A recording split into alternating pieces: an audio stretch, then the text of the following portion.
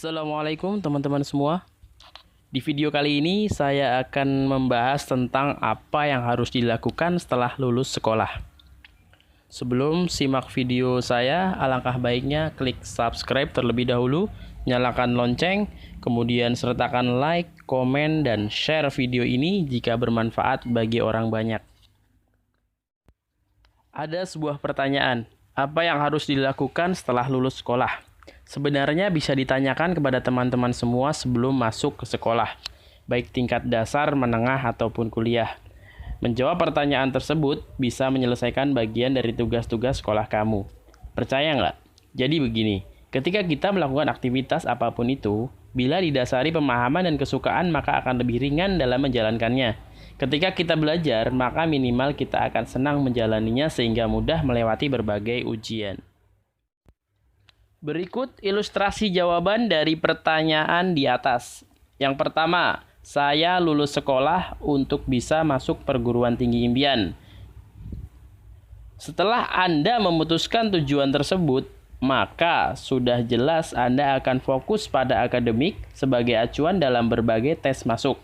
Fokus berlatih soal dan menyelesaikan berbagai permasalahan untuk menuju ke sana. Biasanya direkomendasikan masuk SMA.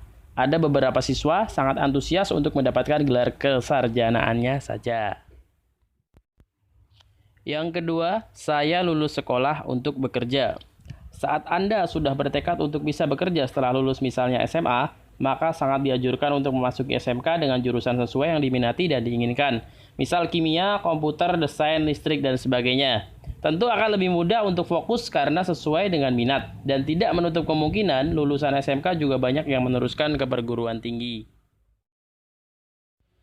Yang ketiga, setelah lulus saya ingin berwirausaha. Hampir seluruh kurikulum materi wirausaha sekarang mulai dimasukkan, karena memang sangat penting untuk membangkitkan semangat menciptakan lapangan kerja sendiri bagi siswa.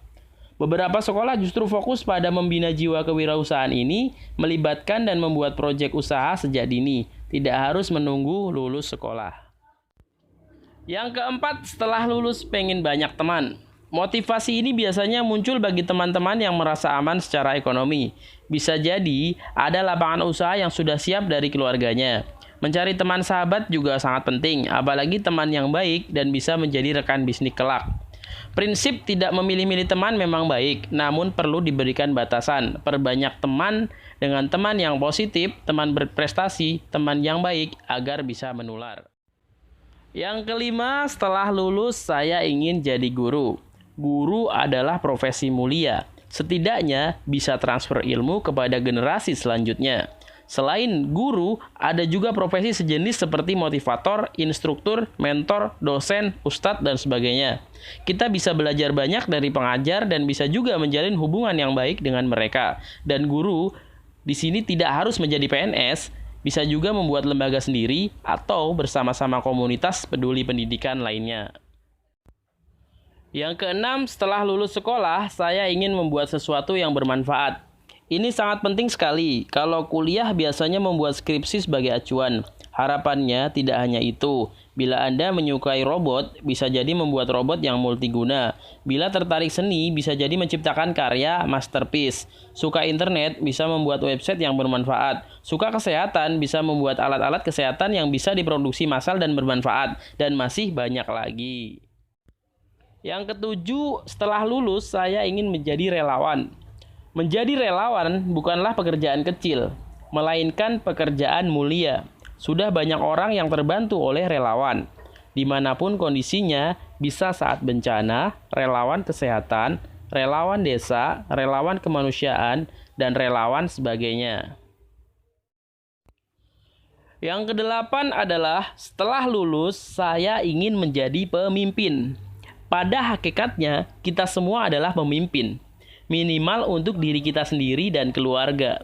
Dalam konteks kehidupan, bisa jadi kita membuat perusahaan sendiri, bisnis sendiri, di mana kita menjadi pemimpin di sana. Belajarlah kepemimpinan di organisasi sekolah.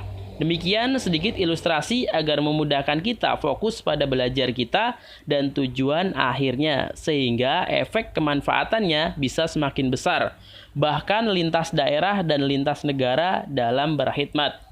Demikian video tentang apa yang harus saya lakukan setelah lulus sekolah. Semoga Anda yang masih sekolah punya gambaran dan Anda menentukan tujuan Anda setelah lulus.